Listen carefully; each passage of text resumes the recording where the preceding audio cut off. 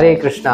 तो इंडिया में घर पर बैठकर हम एक तरफ ये सोच रहे हैं कि अपने बच्चे की भूख को कैसे बढ़ाएं, या फिर बच्चों को भूख ना लगने के कारण, या भूख बढ़ाने के घरेलू उपाय, या फिर बच्चों के भूख बढ़ाने के उपाय। और वहीं दूसरी तरफ कि गजा पट्टी में 14,000 बच्चे अगले 48 घंटों में मर सकते हैं अगर राहत सामग्री वक्त पर उन तक नहीं पहुंचती है। तो पिछले साल 2024 के मुकाबले जहां रोजाना 500 से ज्यादा ट्रक एड लेकर पहुंचते थे, अब सिर्फ कुछ ही ट्रक बॉर्डर पार कर पाए हैं। इजराइल के प्रधानमंत्री बेंजामिन नेतन्याहू ने कहा है कि हमें भूखमरी की स्थिति तक नहीं पहुंचना चाहिए। यूएन ने इस एड यानी राहत सामग्री को समुद्र में महज एक छोटी सी बूंद की तरह बताया, क्योंकि जरूरत इससे कहीं ज्यादा है। तो इतना सब कुछ हो रहा है, इसका मुख्य कारण क्या है? तो आइए हम सब जानते हैं। इसके ऐसे तो कई कारण हो सकते हैं, लेकिन मुझे जहां तक लग रहा है इसके मुख्य 2-3 कारण हैं। तो आइए हम उस पर चर्चा करते हैं। तो जो पहला कारण है वो यह है कि हमास और इजराइल में लगभग 600 दिनों से युद्ध चल रहा है, और इन युद्ध में खाने पीने की संसाधनों और भी जो जरूरत की चीजें हैं उनका विनाश हो चुका है।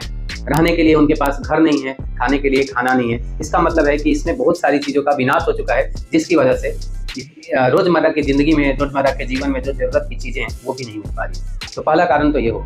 दूसरा कारण, अगर शास्त्रों के माध्यम से देखा जाए तो दूसरा कारण ये हो सकता है कि जितने भी वहाँ के जो नेता हैं, जो लीडर्स बने घूम रहे हैं, या जिनके कारण से ये सारी चीजें हो रही हैं, वो लोग अधर्मी हैं, और उनका साथ देने वाले जितने लोग हैं वो लोग भी इसी कगार पे चल चुके हैं। तो ये उनके कर्मों का रिएक्शन हो सकता है। तो 2 कारणों को तो हमने अच्छे से समझ लिया, लेकिन जो सबसे ज्यादा महत्वपूर्ण कारण है वो ये है कि वहाँ पर सनातन धर्म का ना होना। अब कुछ लोग ये कह सकते हैं कि इससे सनातन धर्म का क्या लेना देना, लेकिन हाँ, वास्तविकता में इससे सनातन धर्म का लेना देना है।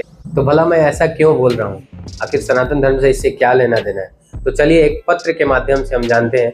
और ये जो पत्र है इजराइल के एक हमारे प्रभु जी हैं, उन्होंने लिखा है। तो उन्होंने बहुत सुंदर तरीके से एक टिप्पणी लिखी थी। चलिए हम आज उसको पढ़ते हैं। यह एक लेख है, गाजा में हरिनाम नहीं, नरसिम्हानंद दास प्रभु जी उनके द्वारा लिखा हुआ ये लेख है। चलिए हम इसको पढ़ते हैं। बहुत सुंदर उन्होंने लेख लिखा है। मैं यहूदी परिवार में जन्मा हूँ, इसीलिए इस बात को स्पष्ट कर देते हैं, मैंने अपने जीवन में यहूदी से 3 गुना ज़्यादा समय तक वैष्णव के रूप में अपनी पहचान बनाई है। मेरी उम्र 67 साल होने जा रही है। मैं कृष्ण के भक्त के रूप में अपनी पहचान रखता हूँ, यहूदी भक्त के रूप में नहीं। मैं 3 बार इजराइल गया हूँ। एक बार गाजा, जब 1979 में इजराइल द्वारा प्रशासित होने के दौरान यह सभी के लिए खुला था। मैंने पूरे छोटे से देश में गाड़ी चलाई, और मैंने इजरायली और पश्चिम तट के अरब ताल गाँवों में जॉगिंग की। मुझे पुराने शहर के लोगों का सीमित लेकिन स्पर्शपूर्ण अनुभव है, जिसमें फिलिस्तीनी सबरा, वहाँ पैदा हुए इजरायली और हर जगह से आए अन्य लोग शामिल हैं। इजरायली समाज महानगरीय है।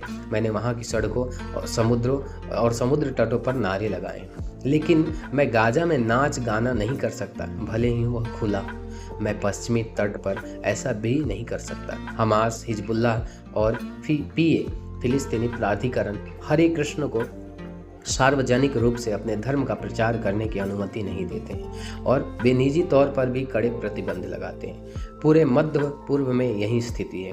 इजराइल को छोड़कर इजराइल एकमात्र मध्य पूर्वी देश है जहां हम हरे कृष्ण के रूप में अपने दिल की इच्छा के अनुसार अपनी आध्यात्मिकता का अभ्यास और प्रचार करने के लिए स्वतंत्र हैं। यदि फिलिस्तीनियों के किसी भी प्रशासक की मर्जी चली गई तो इजराइल नष्ट हो जाएगा। फिलिस्तीन के उनके संस्करण में हरे कृष्ण चुप हो जाएंगे। इससे आपको क्या पता चलता है?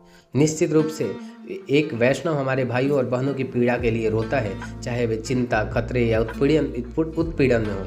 हालांकि दुर्योधन की तरह इन संगठनों के नेताओं इजरायलियों को, यहाँ तक कि फिलिस्तीन में पैदा हुए लोगों को भी खड़े होने के लिए एक पिन के आकार का सिर नहीं देने के लिए समर्पित है।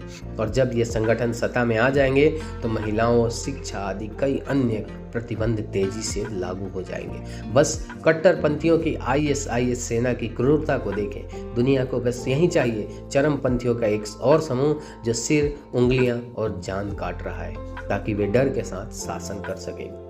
फिलिस्तीनियों में नेक और अच्छे मुसलमान हैं, दुर्भाग्य से वे प्रभारी नहीं हैं। श्रील प्रभुपाद ईश्वर के प्रेम के प्रतीक थे। वे सचमुच एक मक्खी को भी चोट नहीं पहुंचाते थे। इसीलिए जब आप गाजा में दुर्भाग्यपूर्ण फिलिस्तीनियों के बारे में सोचते हैं तो याद रखें कि सभ्यताओं के इस चरम बिंदु पर क्या दांव पर लगा है। सीमा के एक तरफ आप किसी सार्वजनिक पार्क में मंच से, कॉलेज की कक्षा में या सबसे व्यस्त चौराहे पर हरिनाम से शांति सूत्र का उपदेश दे सकते हैं। दूसरी तरफ आपको प्रतिबंधित किया जाएगा और सताया जाएगा। तो इस लेख को पढ़ के आप समझ ही गए होंगे कि सनातन धर्म की आवश्यकता एक किसी देश या राज्य या किसी स्थिति या किसी जगह को नहीं, बल्कि पूरे संसार को है, पूरे पृथ्वी को सनातन धर्म की आवश्यकता है। और ऐसा मैं क्यों कर रहा हूँ, क्योंकि आप देख सकते हैं कि पूरे विश्व में जहाँ भी सनातन धर्म के मंदिर हैं, सनातन धर्म से जुड़े हुए, चाहे वो इस्कॉन के मंदिर हों या अन्य संस्थाओं के मंदिर हों, सभी